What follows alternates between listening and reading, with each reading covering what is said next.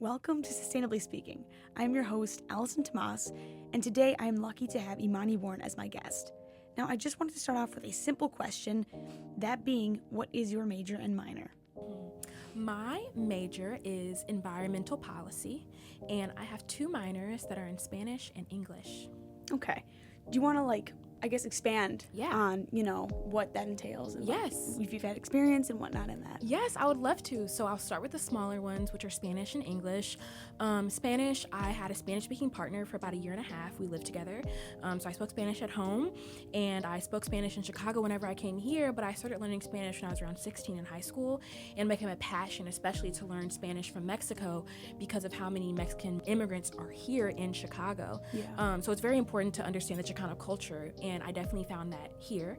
That's for Spanish. And for English, I'm a poet, naturally. I'm actually a poet. I write poems all the time. I just wrote a book.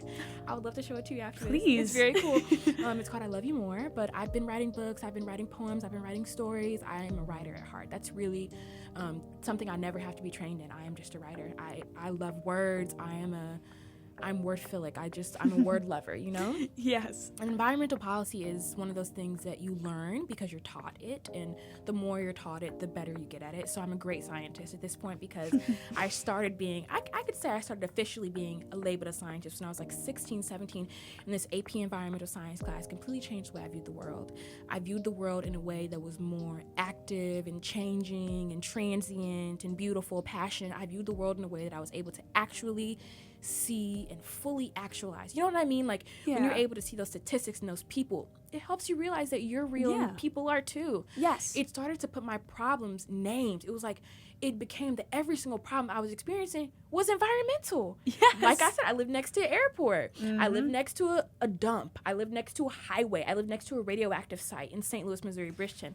Look it up. It's crazy there. But that experience experiencing environmental racism directly informed the way that I interact with environmental policy now. And it made it so it was not a choice. It was a must to study the environment and get as much information as I could about it so I could go back home and figure things out. Yeah. No, 100%. That's always around everywhere. Yeah, it's literally everywhere. It is. Even they have these places called, have you heard of a sacrifice zone? No. It's exactly what it sounds like. Are you serious? Exactly, yeah. It's a zone in any part of America that we sacrifice the zone in order to have. So, for example, by O'Hare, that's considered a small sacrifice zone because you're putting the airport there for sacrifice for everybody else within the city. Oh. Where I live was a sacrifice zone because there was a dump, there was an airplane, it was just so much different, and it was we had sacrificed. But sometimes it can get even worse. Like in Mississippi, Alabama, they have many more sacrifice zones that are sacrifice zones for not only Mississippi but for America and even sometimes the whole world. There's a floating thing of trash. Yes. It's the size of 2 times the size of Texas. That's a perfect example of a sacrifice zone. I want to know that's actually how that came to be. Genuinely, why people were, why were people genuinely thinking, this is a good idea. Let's just kind of sacrifice a place, an area. Well, it's easy to understand what set the stage for that, which goes all the way back to FDR in the late 30s, early 40s, when he was reconstructing America with his New Deal. And his New Deal basically gave room for FHA loans, which are federal housing loans, so that you can build houses in places. So they would give loans to green areas and sometimes blue areas, but not give loans to red areas, which created what we now know as redlining. And so because of redlining, it set the stage for areas where people of color were there in pockets, which set the stage for sacrifice zones. That's how we know where to put the sacrifice zones, basically. That's actually stupid. Let's start it off good. That's genuinely, that is the stupidest thing I've ever heard in my entire life. Yeah, but for a lot of people, for a good portion of America, it's what they feel they have to do to keep their sanctity, their happiness of life. I wonder if there's actually a way to restore those areas. Are we actually gonna work towards that, or are we just, do you know of any plans that will actually restore that? Yeah, well, and this it's bringing so much history, but this goes back to 1969, or it was around 1969. It's called the Cuyahoga River Fire. Okay. So basically, the practice was before the Clean Air Act and the Clean Water Act. The practice was when you had waste was to just put it where you're not. Put it in the lake, Huh. put it in the air. Okay, we didn't have regulations to stop that until the early 70s, the late 60s. Okay, so what were they doing before then? There was so much industrialization between the 20s, the 1920s and then the 1960s. So what they would do is they would have rivers. They would pour oil and just things they didn't need into the rivers. The Cuyahoga River was one of the rivers that actually just combusted and caught on fire by itself. It was really a big portion of why people felt so inclined to change the Clean Water Act, or to enact the Clean Water Act and enact the EPA, the Environmental Protection Agency, because it literally caught on fucking fire. Like, it caught on fire. It just caught on fire. And so, they restored that by putting in rules and regulations so that you can't just dump things there. Yes, that's probably like the best course of action. Like, I mean, that's the best course of action, right? But it's not strict enough. We can get into that if you want, but it's just not. Please, can we? Yeah, let's do it. let's Get do into it, please. It's not strict enough because I just said 1969, girl. Yeah. It's 2024. Yeah. We have not had as many drastic changes as we did in the 60s, No, and not things one are bit. much worse. Things are much worse. And when I say these drastic changes, I mean policy. So there's this term called entrenchment, which is basically when a policy is taken in by the people who are supposed to enact the policy. Instead of doing that, they just kind of let it go under. They don't actually do what they're supposed to do, or they just reenact, like they take it away. Sweep it under the rug. Right. So Donald Trump, he ended up entrenching about 112 policies that were environmental policies while he was in office. Some of these were so basic, things that you would think, why would you want that to be? And like, that seems like it would benefit everyone, right? No, and I think a lot of times people think that this is like an issue that is party versus party, Republicans versus Democrat. Yeah. When the EPA was made, it was made under a Republican president. He enacted the most environmental laws ever. He was a Republican. When we had some of the first clean energy laws in Texas, they were made by Republicans in 2006. So you know what I mean? It's like, it's these things that it seems like not bipartisan, but it really is, and it's only recently become something that is a party issue. Yeah. Before 2015, we all wanted a clean earth, Republican or not. Some people may even argue before 2007, and we can talk about that too, but if anybody want to argue with me, but I would say before 2015 was when we made the Paris Accord. And we actually left the Paris Accord, I think, in 2016 or 2017. Yes, we did. When Trump came into office, and then that's when he retrenched about 112 those environmental policies. So now the Biden administration is trying to reenact a bunch of policies, enact new policies, and we'll see what Kamala Harris ends up doing with her environmental plan. But some people say it's promising, some people say it's not. It honestly, that depends. Like the whole thing with like the politics and whatnot. Like Yeah, but when you're looking at environmental issues, you have to be, and this is something that I realized over time, and I only learned it this couple past semesters in school. I came into school thinking, I don't need to be a politician. I don't want to be a politician. Yeah. Politicians are crooked, okay? Politicians, I don't like them. I don't want them. They're morally wrong. So are presidents. But we still have them. Yes. Yes. Somebody will be senator. Somebody will be the congresswoman. Somebody will be the councilwoman. Why can't it be me? And 100%. Yeah, right? And I just thought, I really thought, I don't want to be a fucking politician. But I'm like, why not? Like, other than the moral implications of it literally ruining my morality, you know what I mean? Because I don't want to do it. I still am putting myself in the line for all these people that I would hopefully be protecting if I'm doing things right. That also gets into the thing of, would you rather be in a system that's bad or destroy the system and make a new one? This is the thing that I'm constantly battling with, these environmental issues. Do I just want to say F the system, or do I want to create more implementations to make the system better? And it's not even about if I can. It's about if I should. Yeah. If I ran, I feel like maybe I could. It's not out of the box. Yeah. Should I? What are the moral implications? The point of that whole thing is that America is facing these big monumental moments right now. So we had it's this thing called the United Nations. Yes. We had this meeting in Rio in 1992, and it was basically one of the first meetings where we ever discussed sustainability as a nation. Wow. They came up with 17 different sustainability measurements, and they came up with the goals that they would have by 2030. We are nowhere near those goals. That's awesome. I'm so worried about that. I'm so pumped. Like, this is great. Nice job. We're nowhere near those goals. So they remade it, and they're trying to do it for 2050, but I don't know if we'll be there. They just keep pushing it back.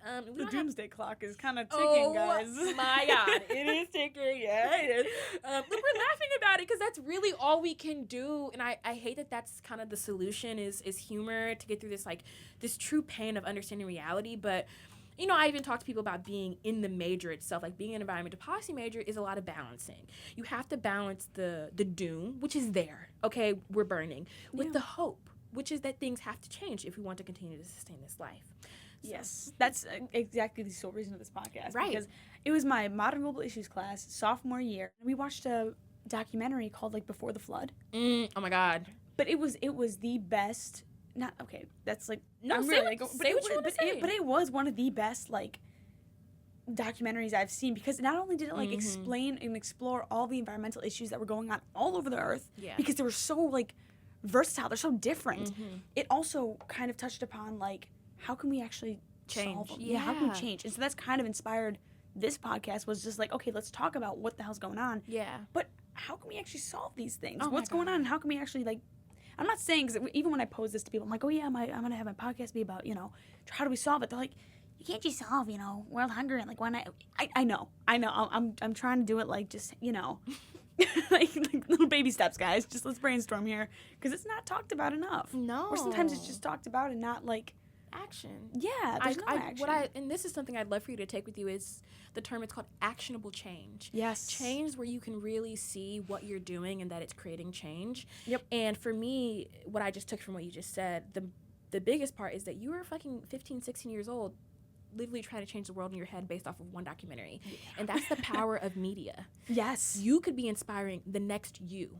And that's like, I would love that. For you to be like a communications major but have so much interest in environmental work and stuff, that's almost the opposite of me. I am an environmental major, but I have a special interest in communication. Yeah. So I'm really interested to see how we continue to complement each other throughout the conversation, because that's definitely a compliment that I'm understanding right now, is that you were intensely inspired as a kid. You were a child. Yes. Okay, and now you're an adult and you're doing what you wanted to do. Which is like actually insanely shocking, because I didn't think it's I'd actionable be able to do change. This. Yes, it's is. Actionable change. Yes, Isn't that so fun?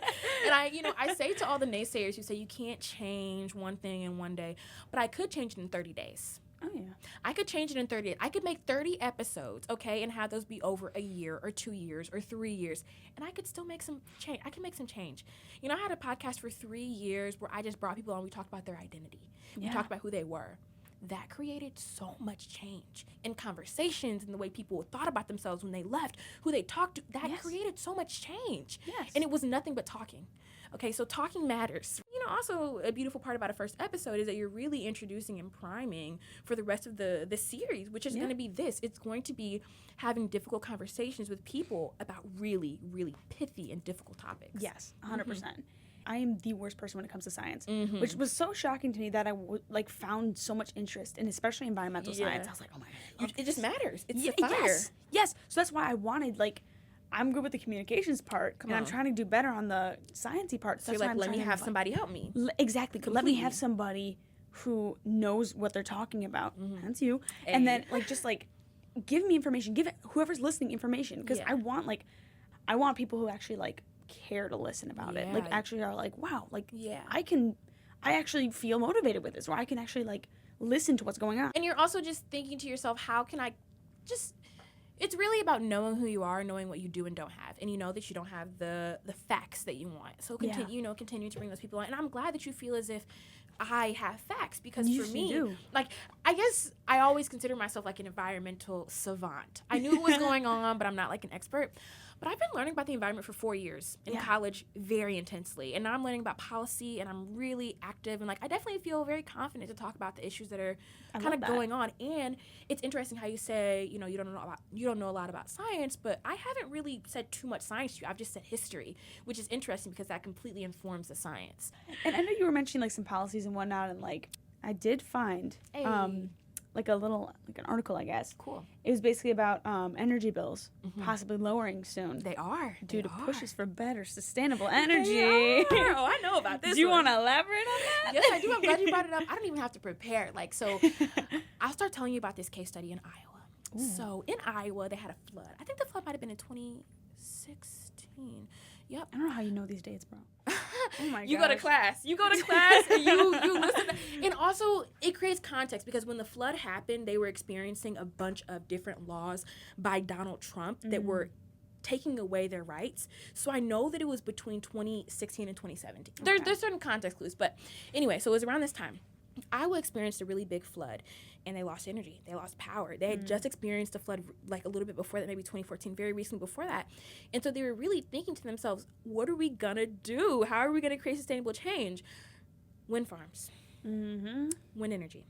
So Iowa has some of the best wind energy scholastic programs, like collegiate programs in the nation. And you wouldn't even know it because it's freaking Iowa. Like It's Iowa, bro. But they do, and it's great. Like the documentary I watched showed like a little, and this is just to kind of give the new image of wind and the new wind image of energy, but like a little blonde girl, she's not big or tall or anything, but she's talking about how she wants to put in these big wind turbines, which by the way are like bigger than you could ever, you already know, they're bigger than you could ever fucking imagine, but she's trying to install them and fix them. Wind turbines actually expire every 15 to 20 years. So we're going to need that action now and then in the next, cycle of it, and then they're going to keep being built. So not only are we having people who are building windmills, we're having people who are repairing and maintaining windmills, and then we're having people who are doing technology to make them more efficient. We're having people to collect the energy, we're having people to send the energy, we're having people to monitor the energy. New jobs. It's creating new jobs, which is creating more affordability for the energy. Additionally, wind energy, while Donald Trump was president, was not subsidized. Subsidized basically means that you get money from the government to do it. Yes. While you do it. And so wind energy wasn't subsidized.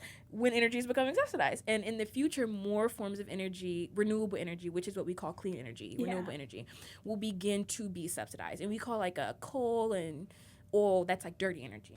Okay, so basically our energy bills are expected to lower. Honestly, would that even lower inflation? Probably not. It's hard to say the economic impact from one factor. Yeah. So if you think about right now, we are living out the policies of Donald Trump. Okay. In 4 years, we will be living out the policies of Biden. 4 years ago, we were living out the policies of Obama.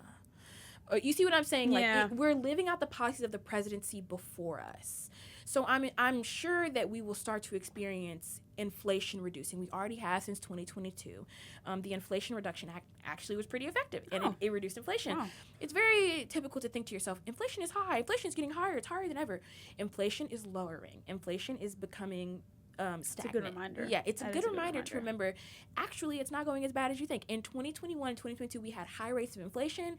Biden was able to put in the Inflation Reduction Act and other things that he did to lower inflation, along with sociality, things that he didn't control, ended up lowering inflation. So it's lower than it was in 2022. But it's still, inflation will always exist. And I think because inflation will always exist, it's always a thing that's good for fear-mongering. Inflation.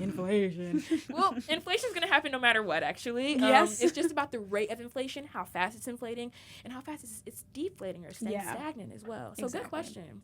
These are environmental issues that we cannot, I love this. These are environmental issues that we definitely cannot ignore, is the fact that it genuinely is getting harder to survive.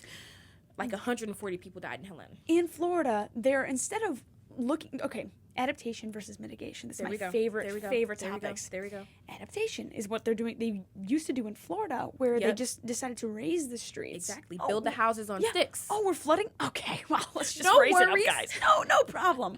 More fish. No. And so like obviously the mitigation is just like actually doing something for the long run, which is like, well, why are we having so many of these floods right now? How can we stop that? And it's sad because like I'm getting emails from New York Times like, hey, by the way, 20 people just died. I'm like, oh, that's nice. And it's so common now, unfortunately.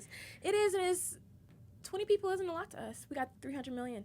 It's not a lot. To a small country, I'm from Trinidad and Tobago, to a small country like Trinidad, 20 would be a ton. It would be like, even when one person is like, oh my God, crime. Yes. But it's different for everywhere. And I'm actually in a class right now. It's global sustainability, and we're talking a lot about global sustainability. And we're looking at the social, economic, conceptualization, political factors as to why we are so behind on those sustainability goals I was telling you about. And I truly believe, and this is what I wrote, a big part of why we are behind is because of America. And let me tell you why. There's this protocol called the Kyoto Protocol. You got the agreements we made in Rio. You got the Paris Accord, okay? And there's many more agreements, environmental agreements we've made to try to create actionable change. This is the catch-22 that these policies experience. If America goes, other countries will go, okay? Other countries will go and they'll participate. But if America goes, they will weaken the policies and make them so loose, because the policies are usually towards Americans, because we, you know. However, if America doesn't, then a lot of countries just won't participate. It'll be stronger, but it'll have less of an effect, because a lot of countries might not participate. It won't be taken seriously. What do we do? Do we include America and have looser regulations that they might not even, ratify in the Senate? They won't even put it into law. Or do we have it so America isn't in there, but the restrictions are stronger, but people might not take it serious? This is why we're so behind our sustainability goals. It's not an international behind. It's because America is the leader, and we are leading terribly. Oh, yeah. We're leading bad. I feel like also, this is on a completely different tangent, I feel like because we have so many, locations elsewhere in other countries, it's like, if we're going to have all these things in, all these other countries and be like, okay, well, then I'll support, this country, I'll support this country, and I'll put, my imports in this country, we're holding them back, and we're not letting them kind of become more developed 100%. As well. It's a really, it gets into the political weeds of history and sovereignty, and it gets into some really complicated issues that are more than environmental, that I feel like I know a lot about, but I could always be more informed and have more information about it. But yeah, it's very, very pithy, very complicated. We got the Ashaninka tribe. Oh, the Ashaninka tribe has restored a good chunk of the Amazon. Hey. Mm-hmm. Which we were screwed with the Amazon. We were actually screwed. We were like, guys, it started to become a panic. Like the coral reef too. Oh my God, guys, we're gonna. The coral reef is gone. That shit is gone. It's coming back. Hey. It's coming back. So that's the good positives. Again, another reason why I want this podcast is there's the good positives. So we just talked about some heavy stuff, and now it's like let's do like a 180 kind of. Mm-hmm. Let's talk about okay, we have this. That's good. Here's some development, and then And it's also the way in which they're coming back. The coral reef, once coral dies, it can never come back. Coral's gone. And it's the allow for development without destroying. The reason why the Ashaninka tribe is able to enact or recreate some of the beauty that they saw before was because they have the space and time to do so. Yeah. We were literally taking it from them by burning down the fucking Amazon. So that's great. It's supposedly, it's reading here. I'm reading on dailyclimate.org. Perfect. Check it out. It was the Ashaninka people are using their successful reforestation and self-sufficiency model to help 12 indigenous territories across 1.6 million acres of the Amazon rainforest. So that makes me smile. That feels really good to hear. Oh my! So they're not only helping their own, tribes and community. They're going to other indigenous and even non-indigenous communities. Mm-hmm. And then this one quote, which I really love. It was one of the leaders. He goes, "The culprits for this live far from us, but if we start pointing fingers, we'll waste a lot of energy and solve nothing. Instead, we're focusing on adaptation," which I feel like it's a good approach. I really think it's a good approach. It's the only approach. It's the perfect approach because it's the only approach. Yeah. Like I just said, you can't force America to do jack shit apparently. So you really got to figure it out on your own, and that's disheartening to hear, honestly. But also, at least you think to myself, my own personal actions, what would I do different? What would I do if I was them? What would I do if I was me? And I am me. I'm an American. I'm powerful in the world. And I can do a lot. And I say as much as I can. Yeah. I do a lot, but it's still not as much as I could. So, yeah, I'm elated that they are figuring out solutions. And I'm hoping that the solutions start coming quicker than the problems. There's a lot of I don't want to say underground. There's a lot of underground things. But there are. There's a lot People of don't talk about it. Exactly. There's a lot of underground things you can do. It's called grassroots. That's what those are. Grassroots organizations. Sometimes the government will even pretend to be a grassroots organization to trick people. But there are actual grassroots organizations that are working very hard, and they're the ones who fix the policies. Now, can you tell if the government is kind of disguising themselves or not? I can tell. How can you how can a regular Joe like me differentiate that? Not the regular Joe. How can the average Joe differentiate that? That is funny as hell. One example is with oil. You'll have a company who's we just want America to stay the way that it's been, and we want to continue to use oil, and we want to continue to use this energy because we have there's this thing called a carbon capture, a clean capture. Okay, we can put the carbon under the earth. This is good. Okay, and we are from the roots. We are just people, regular people who are just coming together to make this website. I'm going to say no, because what regular people are that invested in oil? So it's just kind of like, it's discernment. It's really up to you to decide. Maybe there is a foolproof way to tell, but for me, I'm just able, it's like a scam email. 2024, this year, each year we keep breaking our own record. So it's been the hottest summer of, I guess, forever. So we keep breaking our own world records here. Yeah. Nice job, guys. And do. my opinion, a little bit, is I think maybe this would also kind of contribute to like feeling the heat. The lack of trees. My neighborhood has substantially like taken away all of my trees. That's actually really sad. I'm sad. Yeah. Like some of our like neighbors and whatnot can like, they're like, yeah, actually I don't want this tree anymore in my yard because there's too many like leaves to pick up. Oh. And I'm like, okay, well maybe that we don't seems do really that. intense for like. That's what I'm like, so you're gonna just cut it down just cause? Yeah. There are things that are real different for the way that I'm living, from the way that my children will live, that I do have to accept. I can't optimistic my way out of the fact that my children won't experience snow in December. But that's not going to be our reality in 10 years. So that's what I'm trying to reverse it. No, and you can't. It's really about figuring. It's not reversing it, but not getting back to normal, because I don't want like normal. But you want to restore it. In a lot of Yes. documents, it's like we need to get back to 1990 levels of carbon. No. We need to get back to like 1970 levels of carbon, and like that's the goal. The goal is to restore and to make things feel like as they did before. That's the goal. But again, we have to reshift what it meant to be American. We can't attach to those before values. We have to recreate what it means to be. Period. And I think a big part of experience that we'll experience in the future is experiencing weather. You know, everybody has somebody in Florida, or you know, knows somebody, a celebrity, a something, you know.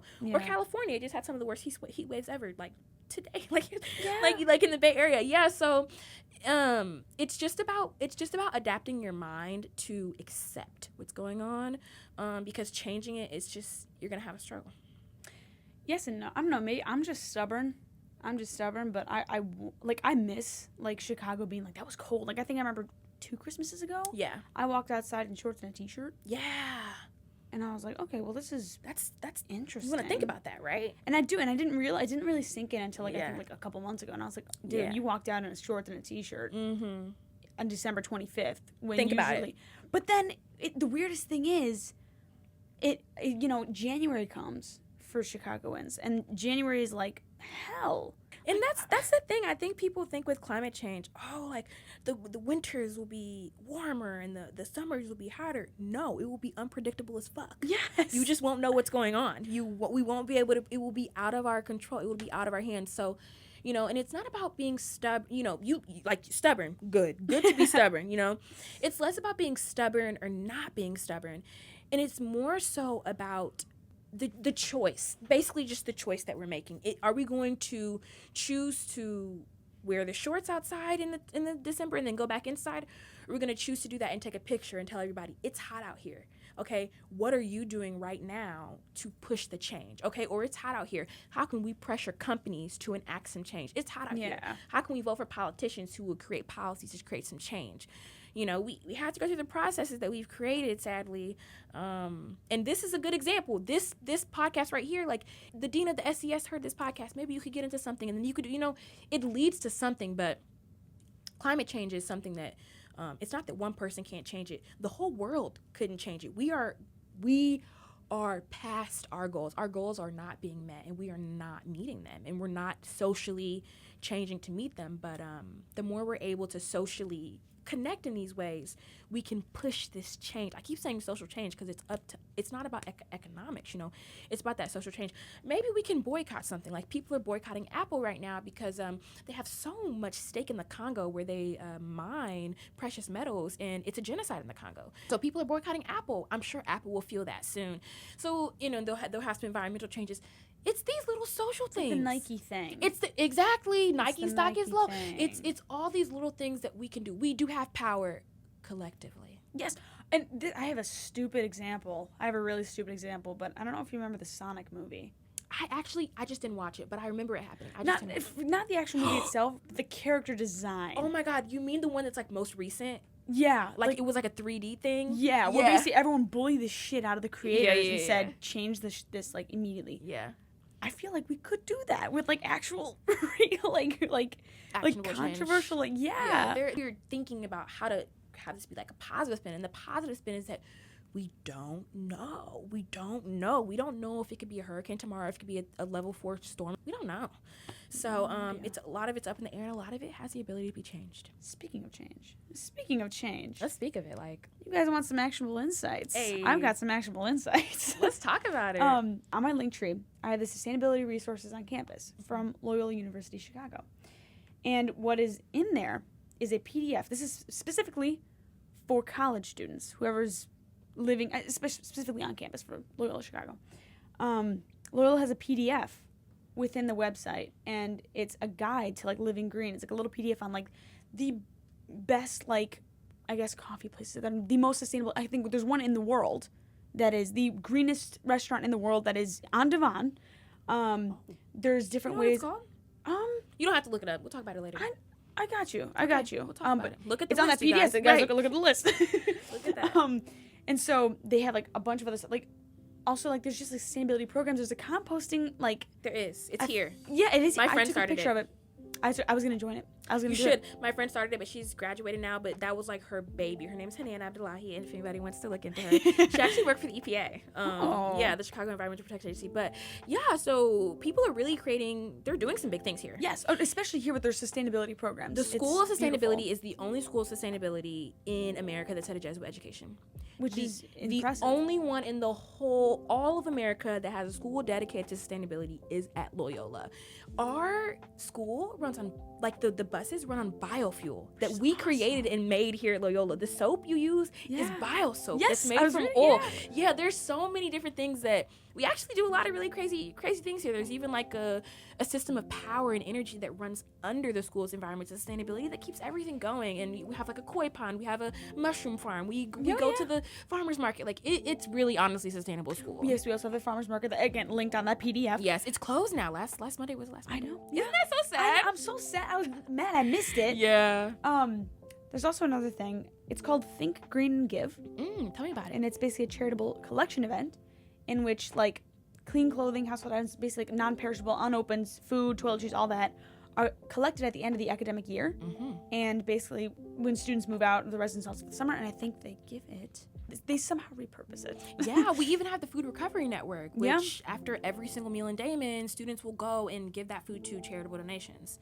Which is Very really beautiful. like nice to know, because sometimes It is. if I get something from Damon and I hate it, and I'm like, I'm feeling so guilty I wasted this food. You're not wasting the food. No. Which is awesome. That feels Actually, good. it feels really good. It feels like you did something. Yes, 100%. It really does. You know what? Yeah. Because you're still contributing. So that's the thing. It was like, we're still making actionable change, but we're not affecting anybody that much, because all you're doing is just, it's where you throw it out. No one cares sometimes. Most people don't care about where they put it. I'm sure. I didn't know where it went until you told me, and I just thought that I was just putting it on the train and just having it go, and I'm like, okay, whatever. Yep, the Food Recovery Network, they come and they take that. I think it might only be on the weekends or something, but they take it. They do a bit, and it's obviously more than what it went in the trash. Yes, You know. 100%. We're doing good. We're doing good because the environmental students are always putting pressure on the school.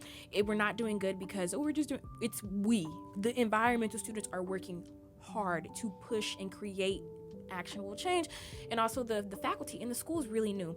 Before you were here, I think the year I came, it was actually an Institute of Environmental Sustainability. It wasn't its own school yet. Now it's its own school, so it's having all these new things. The things you're listening. It's beautiful. Yeah. I'm so glad you're able to reap the benefits of the hard work that, some of my classmates that graduated and me put in. Like, I'm really, really happy to see that you're finding these resources and being like, whoa, like, it's better than I expected. Yeah. Yes, so those are basically all of, like, your little actionable insights, your little, like, for this episode. There's more. There's going to be more. That is all the time that we have for today. If you want to get more involved in climate advocacy, I highly recommend turning towards Loyola's many sustainability programs. These include Chain Links, Sustain Loyola newsletter, and more. These can also be found on my link tree. Thank you to everybody listening and to everyone who has participated in today's episode. Please subscribe and give me feedback on what you would like to hear about next. And you know what? Who knows? You could even be the next guest here. Stay connected for updates on the next episode on Instagram. My name is Allison Tomas. This is Sustainably Speaking, and I will see you next time.